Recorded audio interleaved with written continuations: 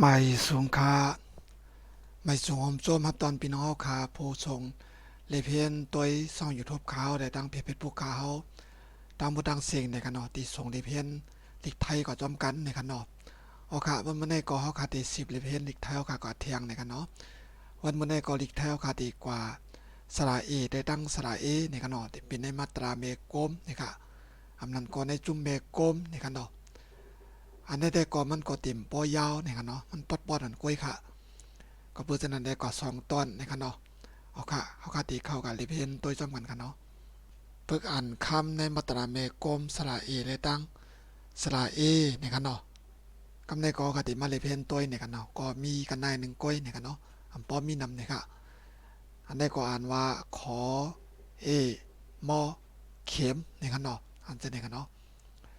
สระเอตัวไหนเพราะว่าอยู่จอมตัวสะกดอันนั้นก็ว่าตัวเพียรในก็ตัวไหนที่เปลี่ยนเล็กและหางพางเปลี่ยนไม่ได้คู่เนี่ยกันเนาะไทยของว่าไม่ได้คู่เนี่ยครับเนาะอ่านว่าขอเอ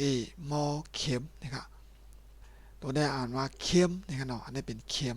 ได้เป็นเข้มครับเนาะเข็มนี่เป็นเข็มบนเย็บนะครับนะเข้มเนี่ยเจียมเนาะคือเจียมนี่นะครับเนาะเข้มเต็มเนี่ยก็เต็มนะครับเนาะลายปองตัวก็ขอเอมอเข็มนะครับเนาะอันนี้คอเอมอเข็มนะครับเนาะอันนี้ก็ตอเอมอเต็มนะครับเนาะอันนี้ก็รอเอมอเลมอเอมอเอ็มนี่กันเนาะเอ็มจะกันเนาะเป็นเอกันเนาะย่อมน้อมกันเนาะอเอมอเอ็มนี่ค่ะขอเอมอเข็มขอคอ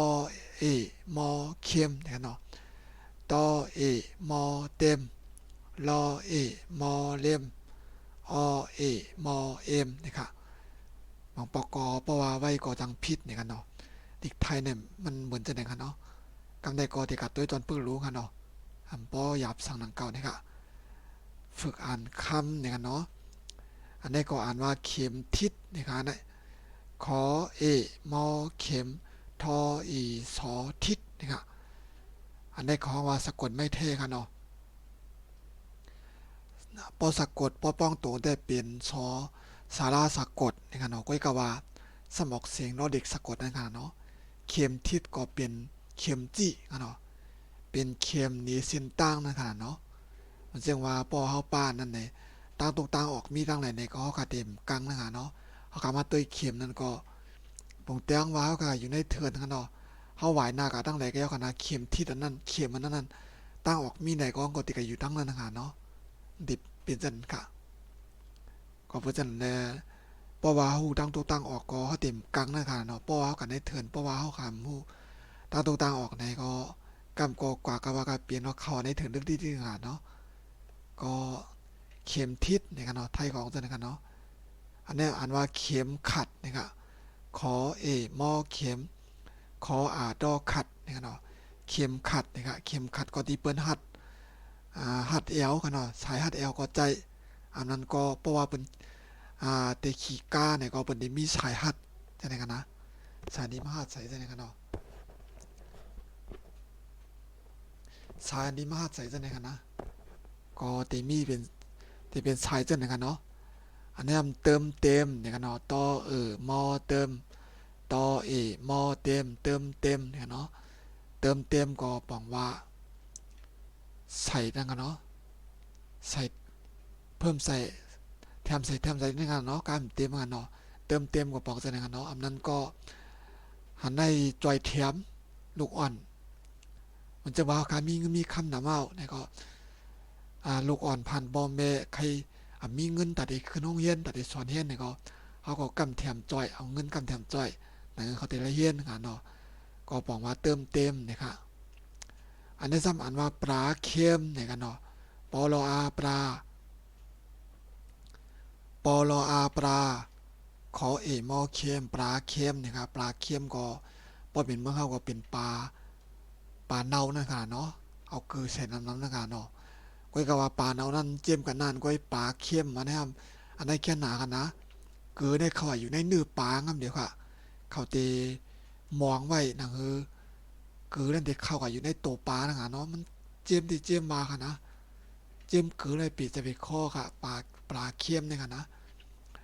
อันนี้สมานว่าเต็มยศนะครับเนาะตอเอมอเต็มยอโอสอยศนะครับเต็มยศเต็มยศก็เฮ็ดหางเฮ็ดผังไอ้ปอหางลีที่หางลีว่านะครับเนาะมันจึงว่าเป็นป้อยปังเขียกมาเนี่ยก็เจ้าบ่าวเจ้าสาวเนี่ยก็เฮ็ดหางเฮ็ดผังก็ได้ใส่ปันเงินคำว่าใส่ปันซื้อมาซื้อโคเนี่ยก็อะโลเพราะว่าบริจาคตัวได้เพราะเฮือมาเหมือนกันเนาะพี่น้องไทยเขาว่าเต็มยศเนี่ยเนาะอันนี้สมานว่าลวดเค็มเนี่ยเนาะลอโอสอลวดขอเอมอเค็มลวดเค็มเนี่ยก็ลวดเค็มเนี่ยก็บอกว่ามันเป็นมันเจียมนะครับเนาะอาราสามันเจียมย่างนะครับเนาะเค็มเนี่ยเจียมกันนะเป้าเป้ามันจึงว่ากินเท่ากินหมักโมงแล้วก็มันเจียมหนานั้นว่าหวานเนี่ยเนาะเขาเต็มว่าเจียมกันนะพอเจียมเนี่ยพอเกิดเจียมเขามาเค็มพอกากินหมักไม่หมักตอกพอมันหวานนะทำว่าหวานเนี่ยเนาะพอมันเจียมอ่ะเนาะพอมันเจียมหนานั้นเขาห้องว่าหวานนะครับอันนี้สมานว่าไข่เค็มเนี่ยเนาะขอให้ไข่ไม่เอกไข่ขอเอกหม้อเค็มไข่เค็มนะครับไข่เค็มก็เป็นไข่ไก่เจเก๋อนะครับเนาะเอาไข่ในมาจีในเกลือก็หั่นต่อให้เกลือในปอกข้าวอยู่ในตัวไข่นะอันนี้ก็จิ้มเกลือไปแล้วค่ะไข่เค็มเนี่ยก็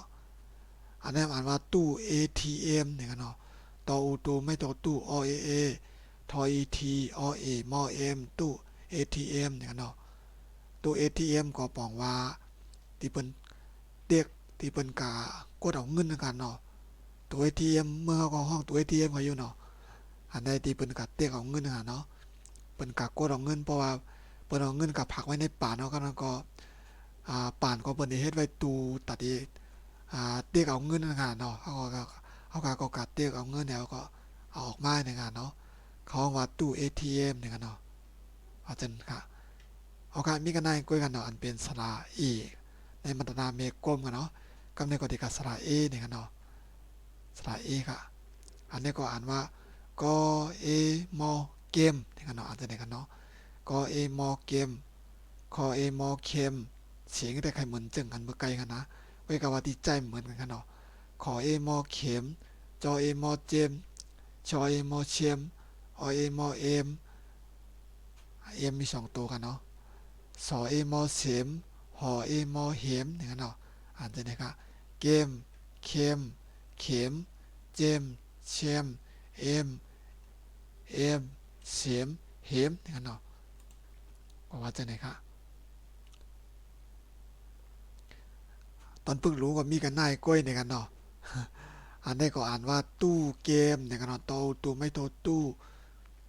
โตตูไม่โตตู้ก็เอมอเกมตู้เกมนะครับ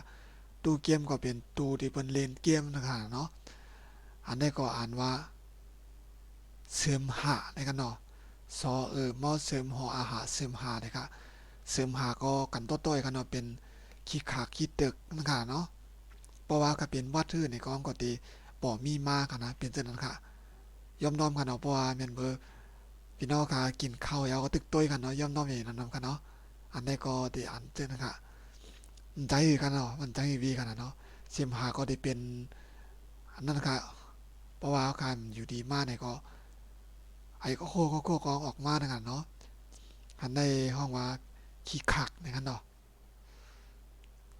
อันนี้ก็อ่านว่าเกมโชว์เนี่ยเนาะก็อีมอเกมเนี่ยค่ะโชว์เนี่ยมีปลาโบเบียนเนี่ยในเป็นตัวกันล่านกันเนาะตัวกันล่านเนี่ยออกเสียงก็ว่าติดได้เตรียมป้าเนี่ยค่ะเกมโชว์ก็ที่มันจึงว่าเอากันนี้ในปังป้อยนะคะเนาะกะเฮ็ดนี้ในปังป้อยค่ะก็เมื่อเขาก็ใกล้หันกันเนาะค่ะเนาะมันจึงว่าเปิ้นเป็นป้อยเป็นจัดเป็นแซงก็มีเปิ้นมาหนีนะคะเนาะเปิ้นมาหนีเล่นเกมนี้อันนั้นก็หนีเจิ้งอย่างซี่นะคะเนาะของว่าเกมโชว์เนี่ยกันเนาะที่ว่าจังนั้นกันเนาะ